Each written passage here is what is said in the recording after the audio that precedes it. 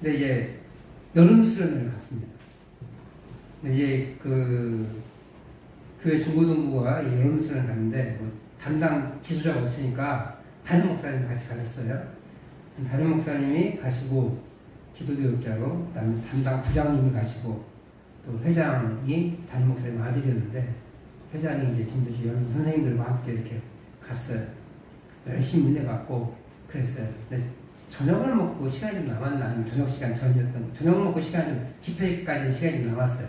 어디로 갔냐면 춘장리 해수욕장에 갔어요. 기도원을 가지 못하고 해수욕장에 텐트 치고 막 그랬어요. 저도 이렇게 뭐 좀 도움을 드리고자 제 친구랑 함께 텐트를 빌려가지고 3박 4일 빌려가지고 이렇게 교회 헌물하고 뭐 그랬던 적도 기억이 납니다. 바닷가에 가서 이제 하니까 아무래도 낮에는 좀 놀기도 하고 그러잖아요. 밥 먹고 집회 시간까지 시간이 좀 있었던 것 같아요. 그래서 해가 좀 저물려고 하는 그 시간에 이제 남자들은 운동을 좋아하니까 이제 바닷가 그 해변가에서 모래사장에서 축구를 했던 기억이 있어요. 축구인지 뭔지 잘 모르겠어요. 뭐 30년, 40년이 돼가는 시간이라 잘 모르겠어요. 하여튼 그렇게 했어요. 했는데 이제 담임 목사 아들이 회장님이 오셔서 사진을 찍고 있더라고요. 그 제 이름 선배인데 사진을 같은 예술적인 걸 좋아했습니다. 사진을 찍으니까 이제 같이 운동을 하던 선배가 야 우리도 좀 찍어줘 그랬어요. 근데 이 선배를 무시하고 쑥 가더니 여자애들 사진만 찍어주는 거예요. 근데 그 여자애들 중에는 이 우리도 사진 좀 찍어줘 라고 하는 선배의 동생이 있었어요. 또 괘씸하잖아요. 그래서 이제 저녁에 따로 불러서 혼을 내줬습니다. 이 자식아 선배가 말하는데 사진도 안 찍고 여자만 찍어주냐 뭐 이런 식으로 얘기했겠죠. 그랬더니 이 회장이 그럴 수도 있지 않아서 남자도 한번 덤벼봐 한번 붙어봐 그러는 거예요. 자신이 있었나 봐요. 싸움에 남자도 한번 붙어 그래서 죽도록 맞았어요. 왜냐하면 이 선배가 합기도 유단자예요. 합기도가 2단인가 3단인가 됐어요. 그리고 선배의 친구는 유도가 1단인가 2단인가 됐고 붙으면 그 선배 친구한테 매다 꽂히고 떨어지면 선배한테 발차기 나가는 거예요. 뭐 이길 수가 없어요. 어떻게 유단자를 어떻게 이겨요. 그냥 조금 싸움 좀 한다고 해도. 근데 그 수식을 이제 담임 목사님이 들은 거죠. 회장이 맞았다. 자신의 아들보다는 회장이 맞았다는 게 흥분했대요. 근데 우리가 보기에는 자식이 맞아서 흥분한 것 같아요. 어린 제가 보기에도 자식이 맞아서 흥분한 것 같아요. 어쨌든 뭐 장모님하고 싸웠어요.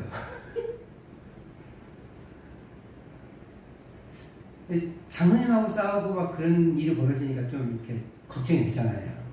목사님 부글부글 끓어가지고 막 그 표현을 다 할 수는 없지만 그러니까 이제 선생님이 이제 우리들을 불렀어요. 친하게 지내는 가르쳐주는 학생들 몇몇을 불렀습니다. 그래서 야 이런 상황이 사탄의 방해 아니겠냐. 우리 기도하자. 무슨 일 안 생기도록 기도하자. 그래서 해변에 가서 기도하는 적이 있어요. 근데 한참을 기도하니까 저 멀리 있던 바닷가에 물이 제 무릎까지 왔더라고요. 꽤 오랫동안 기도를 한 거예요. 저는 21장을 보면 항상 그 고등학교 1학년 때 그 바닷가에서 목모르고 기도했던 기도의 마음이 생각이 나요. 뭔지 잘 몰라. 기도의 은혜를 막 받은 적도 없고요. 그때 하나님 이 일로 교회가 어려움 겪지 않게 해주세요 라고 하는 기도만 드렸던 기억이 나요. 그 다음날 이제 아침에 목사님 일 받았잖아요. 일하자마자 뭐 우리 필요 없어 그냥 집에 가재. 그래서 제가 빌렸다고 했던 텐트를 막 주섬주섬 챙겨서 그 차가 없으니까 버스를 타고 갔거든요. 그 버스에다가 기입수기 처박아 놓고 안 내렸네요. 물어줘야 되잖아요. 그 텐트를 또 물어줬던 기억이 있어요. 오늘 21장과 제가 그 기도했던 해변의 기도는 뭐 맥락은 안 맞아요. 사실은 맥락은 맞지 않지만 그 간절한 마음은 같은 것 같아요. 제가 신앙에 은혜가 있었던 사람도 아니고 솔직히 모태신앙으로 교회 다니면서 수련회 참석하면서 우리 선생님들이 기도하자라고 해서 했던 그 마음 때문에 무슨 기도를 했는지도 잘 기억이 나지 않지만 그렇게 한참 떨어졌던 그 바닷가에 물이 제 무릎까지 올 때까지 모르고 기도했던 그 내용만은, 그 이미지만은 아직도 30년 넘게 시간이 흘렀지만 기억에 남습니다.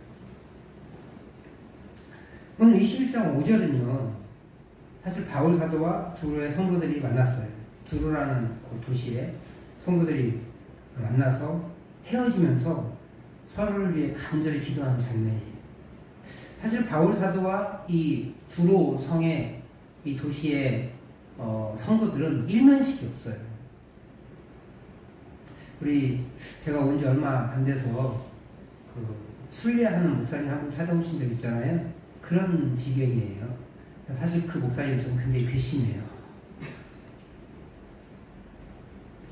선배 목사님에서, 우리 교단도 아니지만 선배 목사님에서 선배대우를 해줬더니 제가 저에게 유익이 되는 말씀 하나도 안 해주셨던 것 같아요.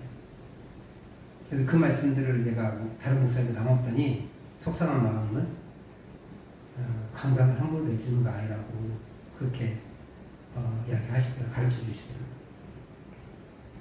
어쨌든 목사로서 대우를 해준 거예요, 제가. 선배 목사로서. 근데 여기도 마찬가지인 것 같아요. 사도라고 해서 만나고 보니까 우리가 소문에 들었다. 그 사도인 거예요. 바울 사도가 소문이 많이 퍼지지 않겠어요? 그리고 결정적으로 이방인들도 예수 믿는데 문제가 안 생기도록 했던 그 영웅적인 사도인 거예요. 그 사람의 이야기를 쭉 나열했겠죠. 복음을 전했을 거예요, 다시. 로마 교회가 이미 교회를 알고, 복음을 알고 신앙생활을 하고 있음에도 불구하고 바울 사도가 로마서 1장에서 내가 너에게 복음을 전하기로 한다고 말씀했던 것처럼 그렇게 어디 가든지 복음을 전했어요. 그리고 3차 전도여행은 주로 복음을 다시 전한 것이잖아요. 그 지역에 다시 방문하면서 복음을 다시 가르쳤던 그 내용이기 때문에 바울 사도는 역시 복음을 계속해서 가르치려고 했던 사람이에요. 복음은 한순간 듣고 끝나는 게 아니라 일평생 배우고 일평생 실천하는 게 복음이에요. 깨닫는 게 복음이에요. 그래서 아마 두로에 가서도 틀림없이 만나가지고 일주일 정도 있었는데 뭐 했겠어요. 극진한 대접만 받고 밥 먹다가 자고 그 여흥을 즐기고 그러지 않잖아요. 바울 사도가. 틀림없이 복음을 전했을 것이고, 그러다 보니까 그러면 이후에 어디로 가십니까? 물어봤겠죠? 그럼 내가 예루살렘에 간다? 예루살렘 왜 가십니까? 예루살렘에 헌금도 가져왔고 또 이렇게 가서 전하려고 한다. 위에서 기도해줘라. 아마 어쩌면 내가 가서 어떤 어려움을 당할지 모른다 이런 말을 했을지도 모르죠. 왜냐하면 사도행전 20장에서 밀레도에서 에베소 장로님들을 만나가지고 내가 예루살렘에 가는데 그곳에서 어떤 어려움을 당할지 내가 알지 못한다. 그런데 성령에 대해서 우리를 한다 이렇게 말씀하셨잖아요. 그 이야기를 했을지도 모르죠. 어쨌든 기도했어요. 기도하다 보니까 이 사람들도 뭐가 듣게 되겠어요? 성령께서 기도하게 하실 때 그 마지막 그 바울 사도가 예루살렘에서 어떤 고난을 당해야 할지 알게 하신 거예요.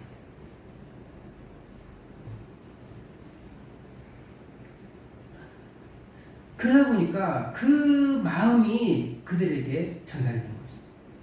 바울 사도의 일행은 어떻게 움직였어요? 밀레도에서 배를 타고 작은 배를 탄 것 같아요. 그래서 밀레도 해안가를 이렇게 돌아갑니다. 그래서 군데군데 우리가 들어보지 못한 항구에도 서요. 그리고 바다라는 곳에 가니까 이제 저 베니게를 가는, 베니게는 페니케라는 말로 두로 지역을 이제 통틀어서 얘기하는 곳이에요. 그래서 베니게 지역을 가는 배를 만난 거예요. 근데 그 베니게 지역을 향하는 그 지역의 항구 도시가 어디냐? 바로 두로였던 곳이죠. 그래서 그렇게 온 거예요. 그리고 이제 다시 그 두로 바로 밑에 돌레마이라는 곳이 있는데 그곳으로 이제 가는 거죠. 그리고 마지막으로 가이사랴까지 아마 배로 갔을 것 같아요. 가이사랴도 유명한 항구 도시니까 배로 갔고 가이사랴에서 이제 여정을 챙겨서 예루살렘을 올라가는 그런 여정이에요.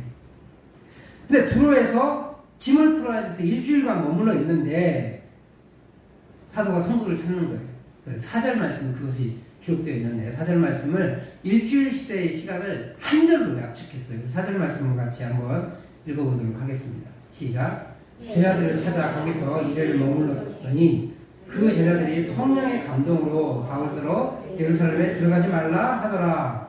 보세요. 지금 앞에 얘기했던 그 모든 이야기들을 한 절로 압축해버린 거예요.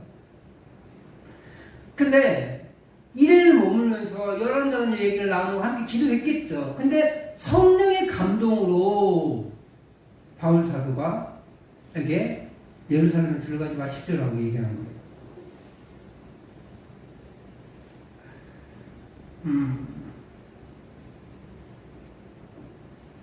바울 사도가 그곳에 가서 일주일간 머물면서 멋진 그 그리스도의 공동체를 만들어내요. 그죠? 그래서 함께 기도하고 말씀을 나누고 함께 그랬을 거란 말이에요. 기도하다 보니까 그것을 알게 됐고 성령의 감동을 받은 거죠. 문제는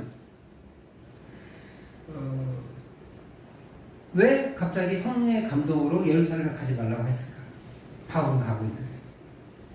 근데 바울 사도 이 제자들은 어떻게 성령의 감동으로 바울 사도가 예루살렘에 가지 말라고 말하게 됐을까? 이런 거 있어요. 누군가를 위해서 간절히 기도하면 그 사람에 대한 깊은 기도가 나옵니다. 그런데 생각지 못한 기도가 터져나올 때가 있어요. 바울 사도가 자기의 그 앞으로 다가갈 예루살렘 다가갈 고난을 얘기했는지 아닌지 알 수는 없지만 어쨌든 기도했을 거예요. 그러다 보면 성령께서 깨닫게 하신 게 있다는 거예요. 저도 그런 경험이 있는데 학생들이 이제 지도하다 보니까 수련회를 가잖아요. 여름 수련회를 가는데 이제 제가 이제 보통 수련회를 가면 예배를 한 3시간에서 4시간 정도 드립니다. 제일 길게는 5시간 정도 드린 적이 있었고 진짜 어마어마하게 길게는 7시간 반을 드린 적이 있어요. 고등학교 3학년 데리고 가서 7시간 반 예배 드린 적이 있어요. 물론 중간에 1시간 쉬긴 했어요. 너무 길어가지고. 항상 보통 제가 이제 한 4시간 정도 이상은 해요. 보통 5시간 정도 하는데 그 중에 기도가 2시간이에요. 보통 찬양 1시간, 설교 1시간, 기도 1시간 반에서 2시간 이렇게 합니다. 근데 주로 이제 기도하는 때도 찬양을 하긴 해요. 이제 기도만 너무 하는 게 힘드니까 기도하면서 찬양하면서 기도 제목 찾고 같이 기도하고 그러는데 이제 제가 기도하다가는 이제 한 사람씩 기도해 줄 때가 있어요. 근데 한 친구를 위해서 기도하는데 뭐 무사태평한 그런 친구처럼 보였거든요. 갑자기 이제 기도하다가 생각이 드는 거예요. 그래서 물어봤어요. 너 혹시 걱정 있냐? 이렇게 물어봤어요. 그래서 있죠? 그러는 거예요. 어떤 걱정? 고등학교 어디 진학할지 좀 걱정이 돼요. 중3이었거든요.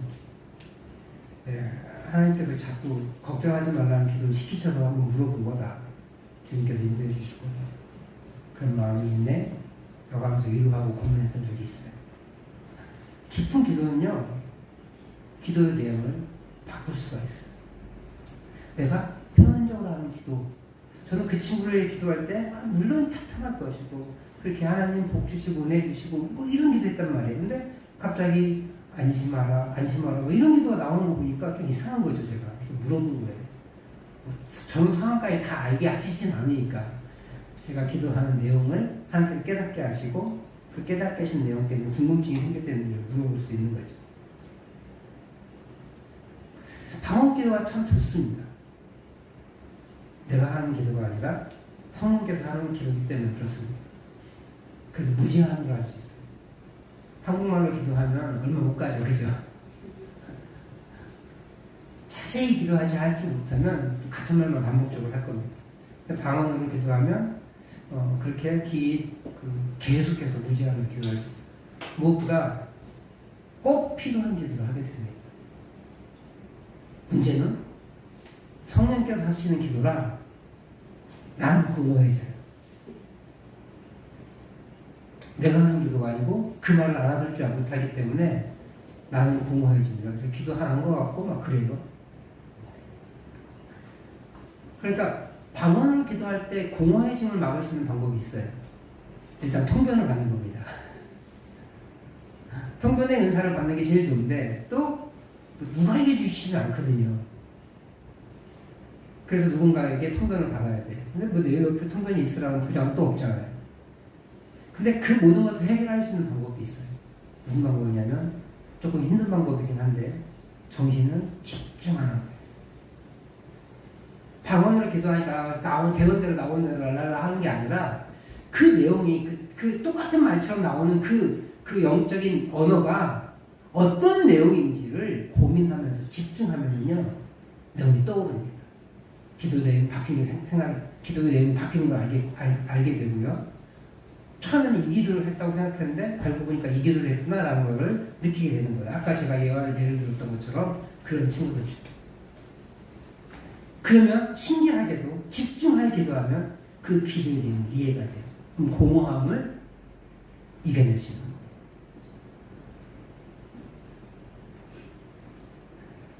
방언 기도가 그런 기도고요.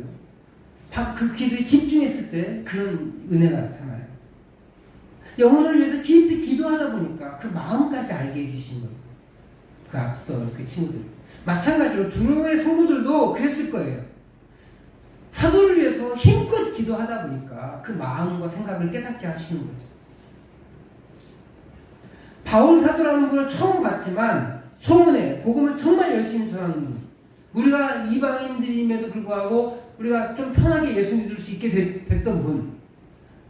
유대인뿐만 아니라 이방인들도 다 함께 은혜를 누릴 수 있게 만든 결정적인 분. 물론 예수님이 하셨지만 그것을 공인하게 만들었던 결정적인 분이죠.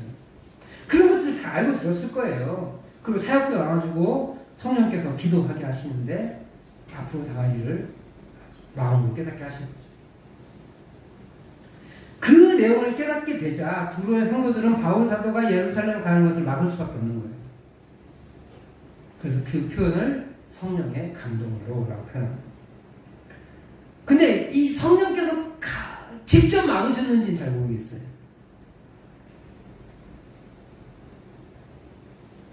야, 바울한테 가지 말라고 해라. 이렇게 알려주셨는지는 모른다는 거예요. 근데 문맥상은 그게 아닌 것 같아요. 성령께서 기도하게 하셨어요. 마침 저처럼 기도하다 보니까 걱정하는 모습이 나타나서 아니 뭐 걱정하면 되냐 이렇게 했던 것 같아요. 근데 다행히 감사하게 저는 뭐라고 어떻게 했어요? 너 무슨 걱정 있냐? 이렇게 물어본 거죠. 상황을 알게 된 거죠. 근데 아마도 이 성도들은 바울 사도 고난당한다는데 가지 마세요 사도님 이렇게 말하지 않았을까 추측할 수 있는 거죠. 그러니까 사실 문제는 성령께서 알려주신 것에 대한 사람들의 판단이에요. 태도예요, 태도. 성령께서 만류하시도록 하셨다면 문제가 되는 게 있어요. 왜냐하면 10장 22절에서 바울 사도가 에베소 교회 20장 22절에서 에베소 교인 성장로님들에게 뭐라고 하냐면 나는 성령에 내어 예루살렘으로 가는데 그곳에서 무슨 일을 당할지 알지 못하노라 이렇게 표현했거든요. 바울 사도의 지금 움직임이 어떤 것으로 인해서 움직여요? 성령에 의해서 움직이는 거잖아요. 근데 그 성령께서 한 성령께서 다른 성도들한테는 바울 사도 가지 말라고 해라 이렇게 말하면 성령이 인격이 두 인격이 있는 거잖아요. 성령은 짜친 거예요. 짝퉁인 거야, 짝퉁. 가짜인 거예요, 가짜. 누군가 하나는 가짜인 거예요. 그러니까, 그렇다면, 그러면 이 성령의 감동이라는 말은 성령께서 감동케 하셔서 예루살렘에서 당하는 고난이 있을 거다. 예루살렘에 가면 고난은 당할 것이다. 라고 알게 하신 거예요. 그 다음에는 이 사람들이 생각해서, 성령께서 이거 알게 하셨으니까, 가지 말라고 하시는, 피할 길을 주신 것이네. 라고 생각하고 만류하는 것이라고 이해할 수 있는 거죠. 또 저에게도 그런 오해의 경험이 있었어요. 서울에서 교회 다닐 때, 청신대학 다닐 때, 섬기던, 그냥 청년으로 섬기던 교회였어요. 그때 이제 재수할 때부터 그 교회를 다녔었는데, 저를 지도해 주시다가 볼리비아 선교사님으로 가셨던 분이 계세요. 그분이 다시 오셔서 전도사 사역을 하셨는데, 기도가 엄청 깊으세요. 그리고 저도 이제 대학 떨어지고 기도 훈련을 시키셨던 분이시기도 하고, 볼리비아 갔다 오셔서 다시 저희를 가르치셨는데, 그분이 이제 기도하다가 어떤 긍휼의 마음이 든 거예요. 근데 그 긍휼의 마음을 내가 책임져야겠다고 생각한 거예요. 그래서 그 기도는 다 알려버렸어요. 그 다른 목사님 그때 출사 중이셨는데, 미국 갔다 오셨는데, 그 오실 때 이제 저 이렇게 하겠습니다라고 이렇게 말까지 해버린 거죠. 근데 이제 기도하시는 분이잖아요. 기도하시는 분이니까, 그때 실수했다는 걸 깨달았어요. 그래서, 죄송합니다. 실수했습니다. 라고 하니까, 담임 목사님 그 자리에서 알겠다. 내일 이번 주에 사임해라. 수련회 2주 남겨놓고, 전교인 수련회. 근데 과감하게 사임시키시다. 깊은 기도를 하시니까 상대방에 대한 마음들, 아픔들, 하나님이 그 상대들에 대한 마음들을 다 알게 하시더라고요. 그것을 해석하는 인간의 마음은 다른 거예요. 그래서 그 순간 실수하셨어요. 나중에 저희 오늘 얼마 전에 돌아가신 저희 누나가 이제 그 목사님께 물어봤대요. 어떻게 그렇게 빠르게 하셨어요, 목사님? 처음에는 안 말리시고 그러셨냐고. 처음에는 결정하고 왔으니까 내가 말릴 이유가 없다. 물어보는 게 아니라 결정했더라. 근데 두 번째는 내가 결정할 수 있는 거 아니냐? 그래서 영적인 질서가 흔들리는 것을 막기 위해서 내가 그렇게 했다고 하십니다. 되게 너무 아쉬웠어요. 제가 계속해서 훈련받던 기회가 6개월 만에 줄어들었거든요. 대학교 1학년 때였어요. 저는 그때 막 대학에서 신학훈련을 하고 교회에서 기도훈련을 하면서 막 성장할 수 있었는데, 그분이 가시면서 확 죽더라고요. 저는 너무 아쉬웠어요. 물론 그 이후에 하나님께서 저희를 또 다른 방법으로 훈련시키시면서 신앙의 균형을 잡게 하시긴 하셨는데, 저에게는 굉장히 좀 아쉬웠던 시기이기도 했습니다. 그러니까 한순간의 실수, 성령께서 감동하셨음에도 불구하고 그 한순간의 실수가 많은 피해를 만들게 만들었어요. 그게 사탄이 틈탄 거겠죠. 근데 하필 그때 영적 지도자는 목사님이 안 계시니까, 그러니까 안 계시는 거 알고 사탄이 그때 틈탄 거거든요. 그러니까 담임 목사님도 제가 볼 때 좀 성급하지 않았나라는 생각이 들어요. 아쉬워서 그래요. 제가 아쉬워서. 근데 오늘 다행히 이 교회는 그렇지 않았던 것 같아요. 오늘 그 기도를 깊이 많이 하시는, 그래서 제 생애 정말 가장 그 깊은 자국을 남기셨던 그 전도사님이 제가 대학에 들어간 지 6개월 만에 그냥 사임하시는 바람에 너무 아쉬웠어요. 중요한 것은요, 하나님이 우리에게 깨닫게 하시고 기도하시게 하신 것임에도 불구하고 그것을 해석하는 것이 달라질 수 있다 라는 것을 분명히 보여줘요. 실패로 끝났던 그 제 경험과 다행히 실패로 끝나지 않았던 이 두로의 교회의 비교를 보게 돼요. 바울사도는 고난당할 것을 알았음에도 불구하고 하나님이 주신 사명을 감당하기 위해 예루살렘이라는 불구덩이에 뛰어들어갑니다. 그렇지만 잠깐 기도하고 함께 기도하고 깨닫게 하신 것을 전무하는 것이냐, 바울사도로 만류하고 온 성도들의 차이를 보게 돼요. 바울사도는 고난보다 사명을 먼저 두는 사람이에요. 죽음도 불쌍하게 돼요. 그래서 거기 사명을 향해 가는 거예요. 근데 두로의 성도들은 거기까지는 잘 몰라요. 그런데 그럼에도 불구하고 하나님이 은혜 주셔서 깨닫게 하셨잖아요. 그래서 그것을 피하라고 하는 것이 성령의 역사임이라고 생각한 거예요. 고난 당할 거야. 형님께서 깨닫게 하셨으니까 당연히 피하게 하는 거잖아요. 저희 누나도 그러지 않았겠어요. 건강검진 받았는데 그걸 제대로만 해석했으면, 제대로만 대처했으면 대처하지 못했어요.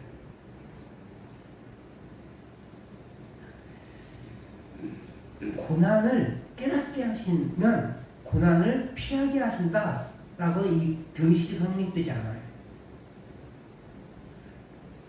근데 이건 있어요.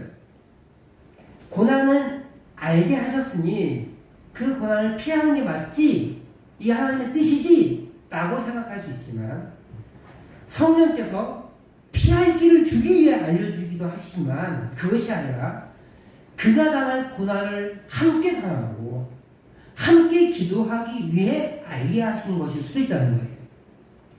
오늘 두루베 교회는, 그리고 제가 저를 가르쳤던 그 전사님의 기도는 그를 향한 그늘과 바울 사도의 고난을 알게 하심으로 말미암아 함께 기도하고 함께 이루어주기를 원했던 거예요. 그것을 오해해서 자기가 뭔가를 해야겠다라고 결단한 게 아니라는 거예요.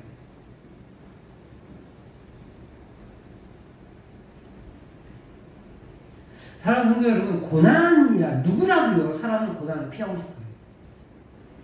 그런데 하나님이 그 고난을 미리 알려주셨다면, 그래서 당연히 고난을 피하도록 하나님이 깨셨다라고 생각할 거예요. 내가 원하는 걸 해석한 거예요. 그래서 그 길을 피해갈 겁니다. 우리 삶에 고난을 다 치워주시는구나 하면 감사할 거예요. 그런데 말입니다, 하나님은 우리의 삶에서 고난을 치워주시기 위해서 역사하지 않습니다. 엄마 아빠는 자식의 고난을 치워주고 싶은데 우리 하나님은 고난을 치워주기 위해서 역사하지 않아요. 그럼 뭐예요? 단언컨대 고난을 피하게 하시는 것은 우리에 대한 하나님의 성장 프로그램이 아니에요.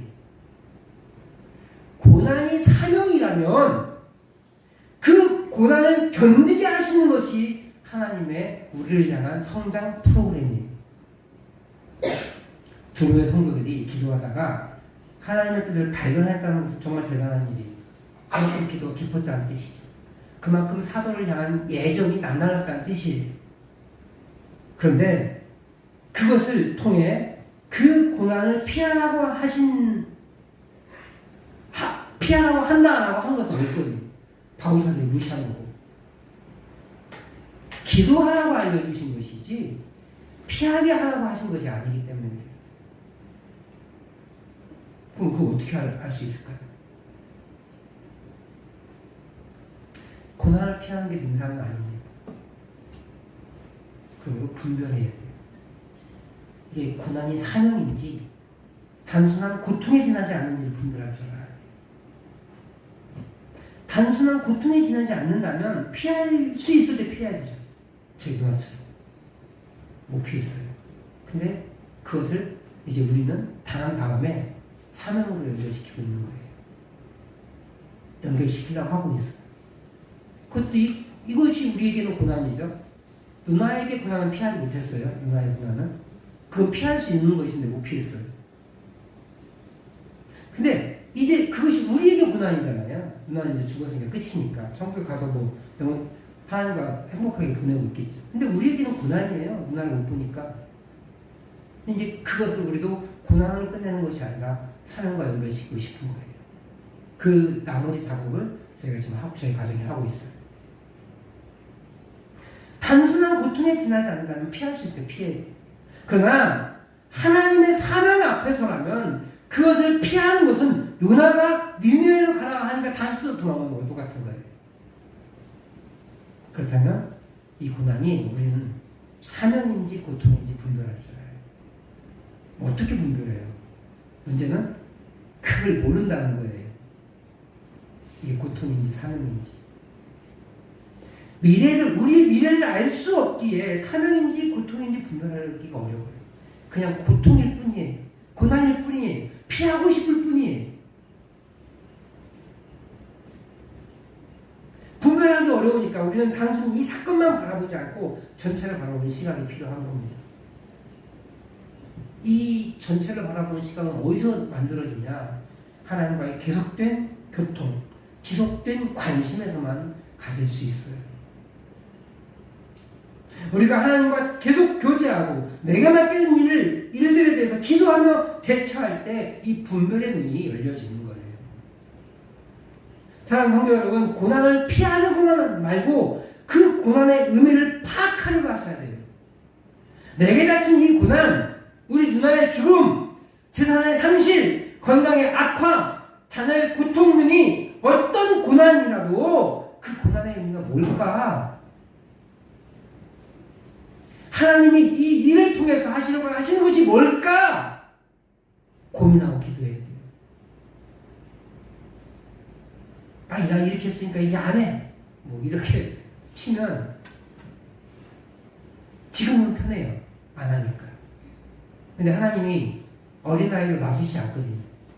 다시 훈련시킬 기회가 있을 거예요. 그때는 좀 더 심각하게 그 고난이 닥칠 겁니다. 틀림없어요. 저도 50년 살아보니까 그렇게 되더라고요. 내가 넘어야 산은 반드시 넘게 만드세요. 근데 지금 포기하면 그거 같아. 괜찮은 것 같아. 하지만 그 다음에 좀 더 센 걸로 와요. 고난.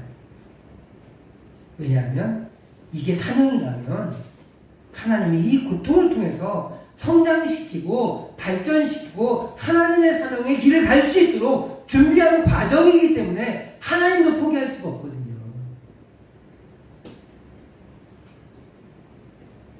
그러니까 하나님이 이 일을 통해서 어떤 일을 하시려고 하실까 고민하고 기도해야 돼요. 그렇게 치열한 고민과 기도를 통해 우리 고난을 통과하고 누릴 영적 은혜를 기대할 수 있는 거예요. 우리 가족은 셋째 누나의 죽음으로 남겨진 유산을 가지고 어떻게 하나님을 위해 사용하고 있을까 기도하고 고민하고 있어요. 죽음은 우리를 슬프게 하고 낙담케 했습니다. 하나님은 우리의 살려달라는 기도를 살려주시는 것으로 응답하지 않으셨어요. 죽게 하셨습니다. 그 이유, 그리고 그 이후에 우리가 어떻게 해야 될지를 고민하고 기도하고 있는 거예요. 죽은 사람 다 살릴 수는 없으니까. 계속해서 사명을 따라가려고 애쓰고 있는 거예요.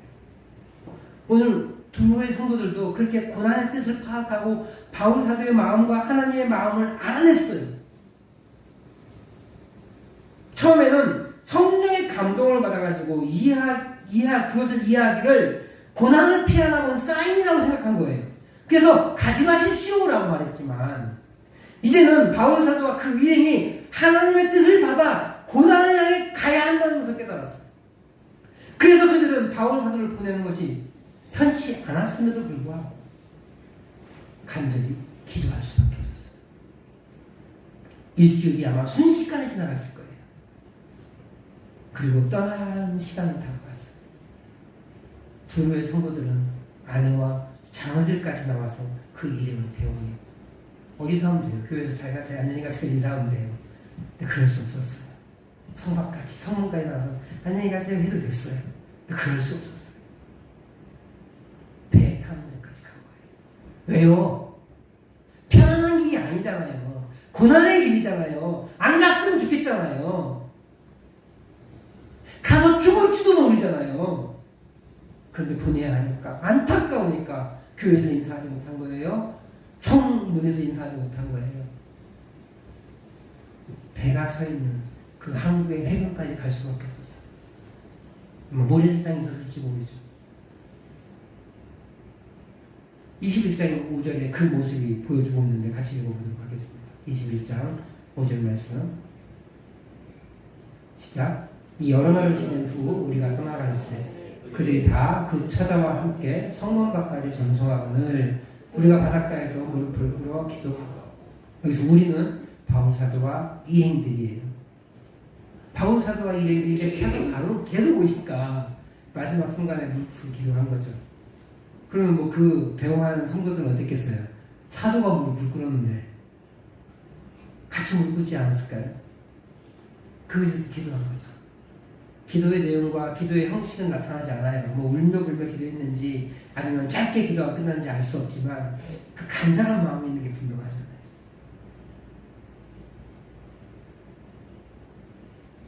성도들도 자기들을 찾아와 일주일 함께 있었던 이 바울 사도의 일행을 자기 집 앞에서나 성문 정도에서 인사할 수 없어서 그곳까지 나와서 배웅을 합니다.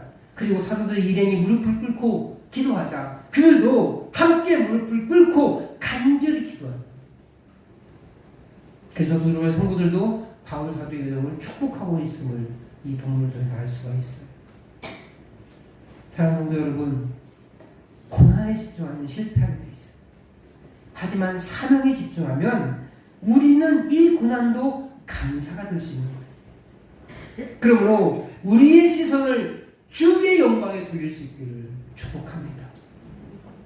주님의 영광을 보며 그 주님의 영광이 우리의 삶에 이어지도록 기도하는 것이 필요합니다. 저와 우리 성도님들이 고난을 당할 때 피하려고만 하는 것이 아니라 그 고난을 사명으로 연결시켜서 나아갈 수 있는 믿음이 있기를 축복합니다. 우리 시선을요 주님께 고정하면 그 고난을 생명을 구하는 기회로 여기면서 기도할 수 있고 나아갈 수 있는 거예요.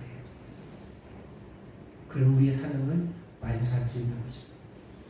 하나님이 고난을 깨닫게 하시고 고난을 허락하신 것은 함께 기도하게 함이 이유함을 기억하게 하시고 내 주변에 고난당하는 사람들이 있으면 기도해 주십시오. 깊이 기도하십시오. 그러면서 그 고난의 깊이를 함께 느끼시고 기도할 때 함부로 지적하면서 이거 하지마 저거 하지마 하지 말고 함께 기도합니다. 그러면서 제발 바라기는 우리 성도들을 위해서 기도할 때 그 기도의 내용이 나도 모르는 사이에 바뀌어져 가길 바래요. 내가 전도하고자 하는 그 영혼들, 자녀들을 위해서 기도할 때, 그 영혼들을 위해 기도할 때 나도 모르는 사이에 그 기도가 바뀌어지는 그 기적을 경험하길 바래요. 그렇게 함께 사명을 감당하고 힘이 되어주시는 저와 여러분들 되기를 주의 이름으로 축복합니다.